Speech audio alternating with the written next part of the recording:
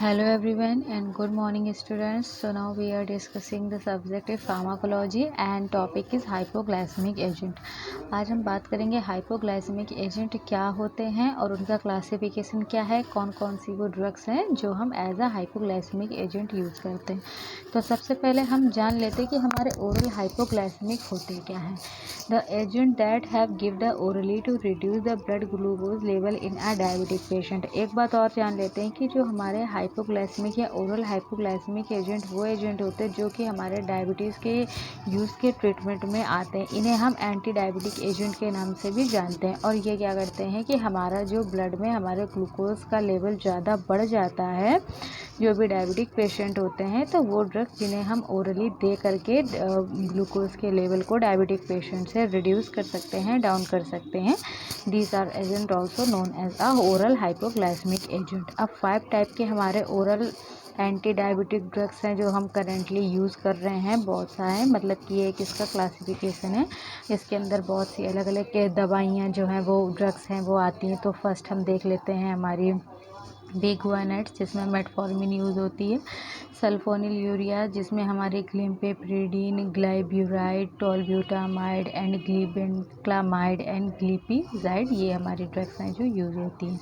अब हमारा नेक्स्ट आता है मेग्लिंटिनाइड्स जिसमें हमारी नेटिग्लिनाइड एंड रेपाग्लिनाइड ड्रग्स आती है, एंड थाइजोलिडिनोडियंस जिसमें हमारी पियोग्लिटाजोन एंड रोजीग्लिटाजोन ड्रग्स आती है, and alpha glucodase and glucosidase inhibitors में हमारे एक्राबोज एंड मेलिटॉल्स, ये हमारी ड्रग्स जो हैं वो आती हैं।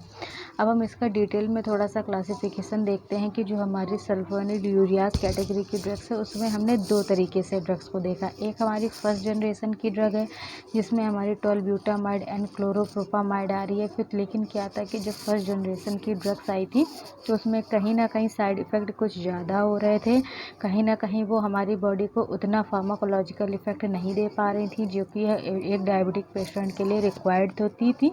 तो मतलब कि जो भी हमारी कमियां रह गई थी उनको हमने एडजस्ट करके दूर करके अपनी एक सेकेंड जनरेशन की ड्रग को हमने बनाया ताकि वो हमें ज़्यादा से ज़्यादा अपना इफ़ेक्ट शो करे और कम से कम हमें टॉक्सिक इफ़ेक्ट दे। तो जो हमारी ये ड्रग्स थी वो हमारी सेकेंड जनरेशन की ड्रग्स में आ गई जिसमें हमारी ग्लिबेंटामाइड, ग्लाइब्यूराइड, ग्लिपिजाइड, ये सब हमारी जो ड्रग्स थी वो हमारी सल्फोयूरियाज की सेकेंड जनरेशन की ड्रग्स में आ गई। बिगुआनाइड्स में हमारी मेटफॉर्मिन जो भी हम देख चुके हैं, सेम ये क्लासिफिकेशन वही है। अब 1 बाय 1 हम देखेंगे कि सल्फोयूरियाज है या बिगुआनाइड्स है या फिर हमारी मेटफॉर्मिन है, तो ये सब ड्रग्स हमारी कैसे इफ़ेक्ट करेंगी देखते हैं।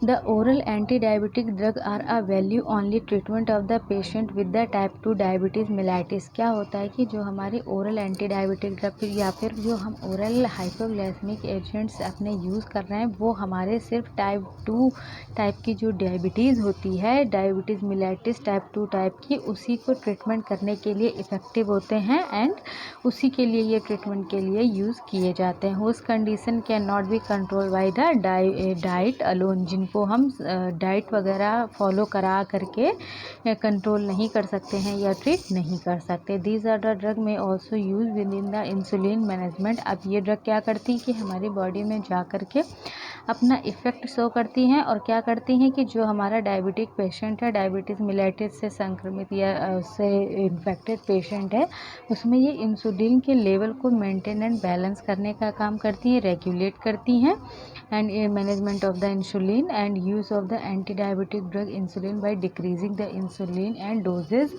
From the individual. अब क्या है कि ये हमारी बॉडी में जाती हैं, जो भी इंसुलिन का लेवल है उसको जाके डिक्रीज़ कर देंगी। इंसुलिन की जो हमारी बॉडी में डिफिशियंसी हो रखी है या इरेगुलेशन हो रखा है उसको जा कर के बैलेंस करेंगी, मेंटेन करेंगी, रेगुलेट करेंगी और हमारे टाइप 2 टाइप की जो डायबिटीज़ मिलेटिस की कंडीशन है वो ट्रीट हो जाएगी।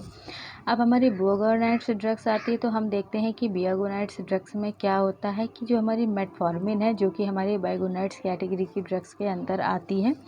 तो मेटफॉर्मिन जो है हमारी it is only the drug which is the class prescribe in a market. ये हमारी वो ड्रग है जो कि काफ़ी प्रिस्क्राइब्ड है मार्केट में, और एक बहुत ही अच्छा और पॉजिटिव इफ़ेक्ट हमारे डायबिटीज़ मेलाइटिस की कंडीशन में पेशेंट को देती है। तो काफ़ी हेल्पफुल एंड यूज़फुल ड्रग है हमारी। It does not cause the hypoglycaemia की कंडीशन, और इससे के यूज़ करने से हमें हाइपोग्लाइसीमिया की कंडीशन को भी देखने को नहीं मिलता है।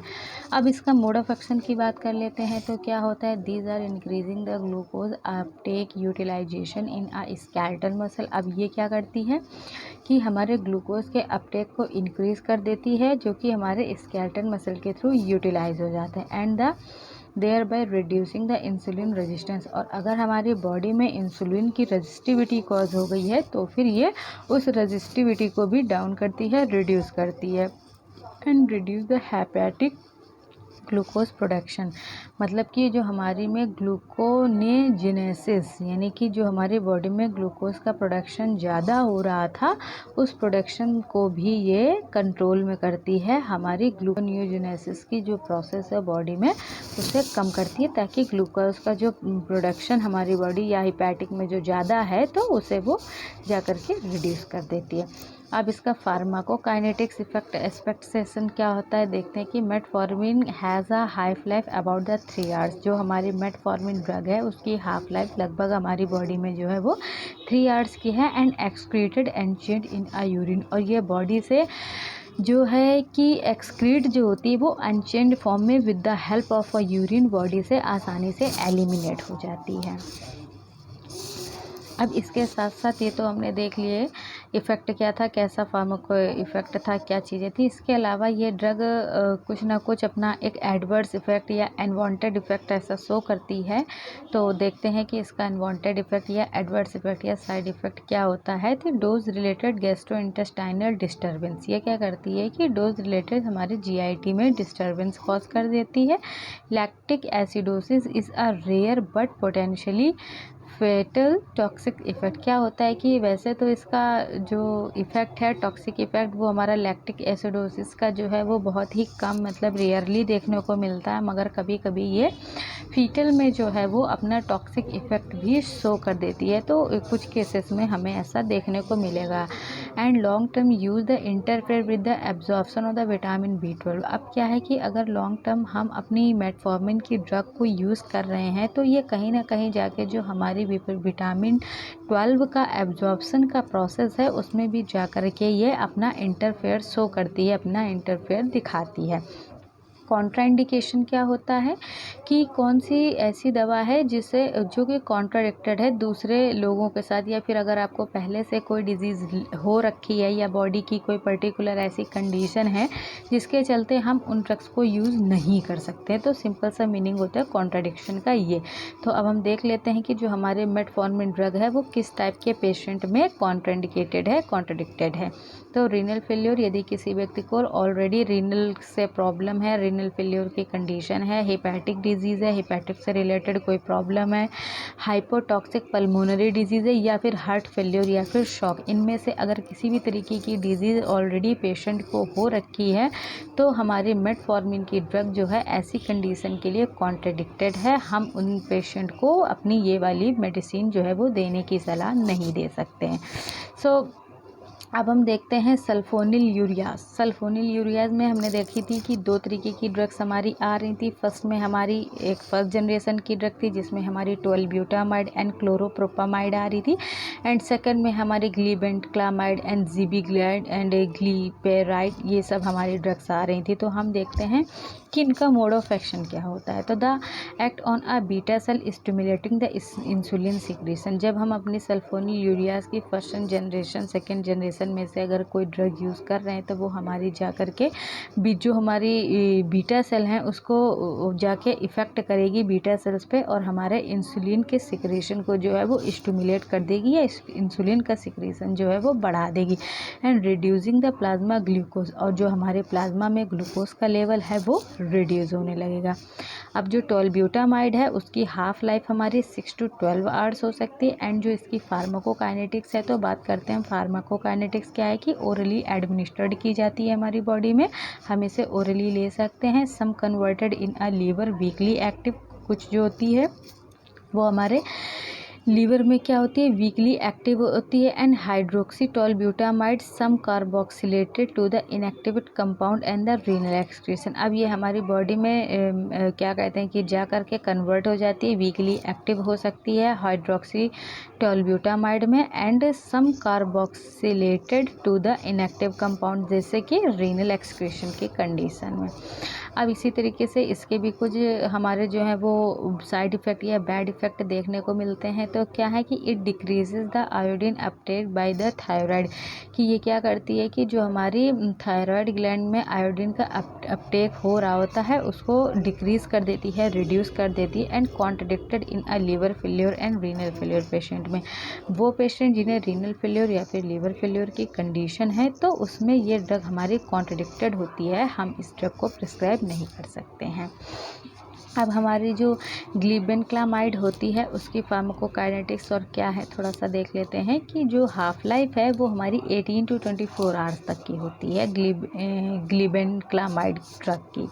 और इसकी फार्माकोकाइनेटिक क्या होता है, orally given some of oxidize in a liver, इसे हम ओरली दे सकते हैं, बॉडी में आसानी से एडमिनिस्ट्रेट की जा सकती है and liver to moderately active products its are excreted in a urine, और ये हमारी बॉडी में जा करके मॉडरेटली एक्टिव अपना जो है इफ़ेक्ट दिखाती है और जो एक्सक्रीट होती है वो 50%, ये हमारी यूरिन के थ्रू 50% एक्सक्रीट होती है और 50% जो है वो अनचेंज फॉर्म में with the help of faeces के थ्रू बॉडी से रिमूव आउट हो जाती है। और इसका एडवर्स इफेक्ट क्या होता है कि मे कॉज द हाइपोग्लाइसीमिया, ये हमारी हाइपोग्लाइसीमिया की कंडीशन जो है इस ड्रग को यूज़ करने से हमें फेस करना पड़ सकता है। The active metabolism accumulates in a renal failure, क्या है कि रीनल फेल्योर की कंडीशन में हमें एक्टिव मेटाबोलाइट जो है उस एक्यूमुलेट हो सकते हैं, जो हमारे एक्टिव मेटाबोलाइट्स हैं, तो हमारी रीनल फेल्योर की कंडीशन अराइज हो सकती है। ये हमारे हो गए इसके बैड इफ़ेक्ट या साइड इफ़ेक्ट। अब हमारी उसी सेम तरीके से ग्लिपिजाइड ड्रग है जिसकी हाफ लाइफ 16 to 24 आवर्स तक होती है और इसकी फार्माकोकाइनेटिक्स क्या है कि peak of the plasma 1 hour, और ये जो है जल्दी से इसका एब्जॉर्प्शन एंड डिसोल्यूशन होता है, तो ये 1 आवर्स में हमारी प्लाज्मा के पीक कंसंट्रेशन में जो है वो पहुंच जाती है।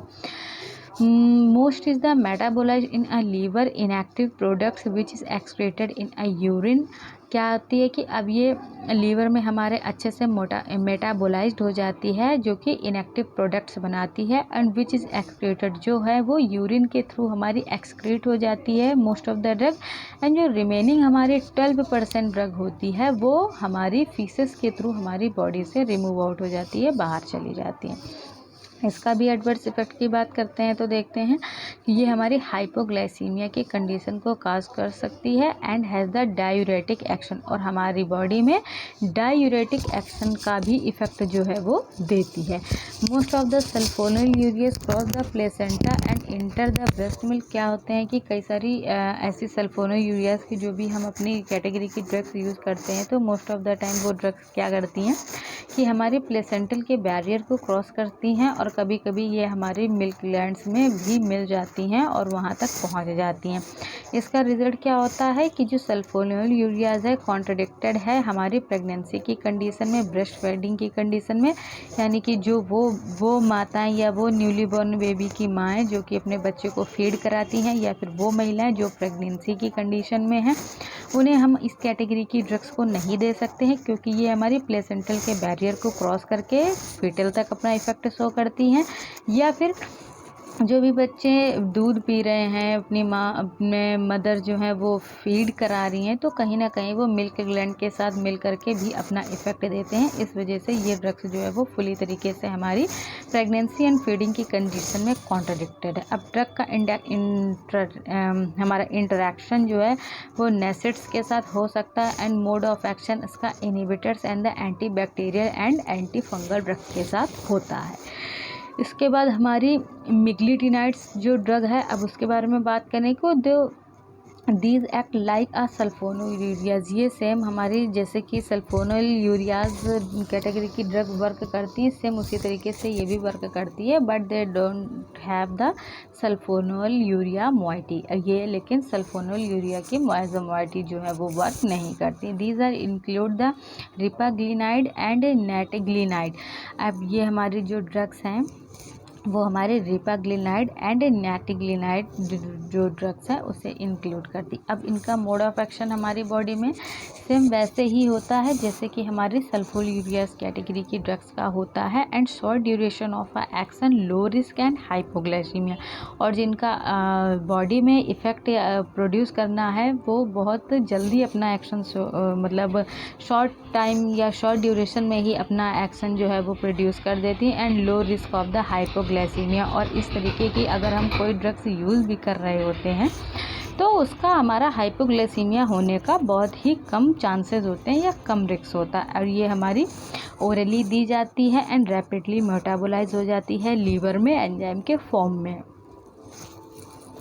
अब हमारे ग्लिटाजोन, अब जो हमारी ग्लिटाजोन ड्रग है वो हमारे करेंटली मार्केटेड द थायाजोलिडिनिडियंस, ये हमारी होती है जिसमें हमारी रोजी ग्लिटाजोन एंड पियोग्लिटाजोन हमारी ड्रग्स आती है। अब ये ड्रग्स का मोड ऑफ एक्शन क्या होता है कि ये bind with the nuclear receptor called the peroxisome proliferator. अब ये हमारी जो ड्रग्स है वो न्यूक्लियर रिसेप्टर के साथ बाइंड अप हो जाती हैं, जिसे हम शॉर्ट में PPAR बोलते हैं, और which is complexed with the retinoid X factor. अब ये हमारी कॉम्प्लेक्स बनाती हैं रेटिनॉइड फैक्टर एक्स के साथ मिल करके, एंड जो हमारे PPAR एंड PXR मतलब जो हमने ऊपर दोनों के लॉन्ग टर्म्स पढ़े थे वो हमारे कॉम्प्लेक्स मिलकर DNA के साथ बाइंड हो जाते हैं, और जब DNA के साथ ये बाइंड हो जाते हैं तो promote the transcription of the several genes. अब ये क्या करते हैं कि जब DNA के साथ बाइंड अप होकर के कॉम्प्लेक्स को बना लेते हैं तो हमारे ट्रांसक्रिप्शन को प्रमोट करते हैं सेवरल जीन्स जिसमें होते हैं, and the product are impart with the insulin signaling. Pharmacokinetic इसकी क्या होती है कि दे आर ओरली हाईली, इन्हें हम ओरली दे सकते हैं और ये अपना अच्छा इफ़ेक्ट जो है वो ओरली शो करते हैं। Plasma protein bound peak plasma concentration with in 2 hours, जल्दी से जा कर के ये अपना ओरली अच्छा इफ़ेक्ट देते हैं, बॉडी में जल्दी जा कर के डिज़ोल्व होकर के डिस्ट्रीब्यूट होते हैं, और विद इन 2 आवर्स में ही जाकर ये अपना प्लाज्मा की जो है उसके कंसंट्रेशन में हाई लेवल पर या हाई पीक पर जो है वो पहुँच जाते हैं। सो ये स्टूडेंट्स हो गया आज हमने जो पढ़ी ड्रग अपनी हाइपोग्लाइसेमिक एजेंट क्या होते हैं, कौन कौन सी ड्रग्स हैं जो यूज़ करती हैं और उनका मोड ऑफ एक्शन क्या था। So I hope you are understood well. So thank you class.